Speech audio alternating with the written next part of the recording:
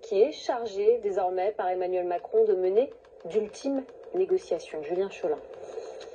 La voiture de Sébastien Lecornu qui revient une nouvelle fois à l'Élysée cet après-midi. Symbole d'une journée inédite dans l'histoire de la Ve République. Un Premier ministre chargé de mener des consultations alors qu'il a démissionné le matin même. 7 heures plus tôt, Sébastien Lecornu apparaît sur le perron de Matignon et cible la droite. La composition du gouvernement au sein du socle commun n'a pas été fluide et a donné lieu au réveil de quelques appétits partisans. Mais il faut toujours préférer son pays à son parti. Et il faut savoir écouter ses militants, mais toujours penser aux Françaises et aux Français. Merci à toutes et à tous. Je vous remercie.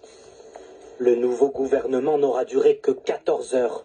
Aussitôt, les ministres apprennent la nouvelle. Parmi eux, Gérald Darmanin. Tout juste confirmé au ministère de la Justice, il devait assurer un déplacement en Normandie. Mais à 9h40, le cortège s'arrête net. Sur l'aire d'autoroute, l'entourage du ministre découvre sur les téléphones le communiqué de l'Élysée. Le déplacement est annulé. En début d'après-midi, les ministres déjà démissionnaires sont convoqués à Matignon. Toutes les passations de pouvoir sont annulées. Ce qui n'empêche pas certains de mettre à jour leurs réseaux sociaux. Roland Lescure s'y affiche nouveau ministre de l'économie. Bruno Le Maire aux armées. Reconduite, la ministre de la Transition écologique s'indigne. Je désespère de ce cirque où chacun joue son rôle, mais où personne ne prend ses responsabilités. Dans son viseur, notamment, le ministre de l'Intérieur, Bruno Retailleau, à la tête du parti Les Républicains.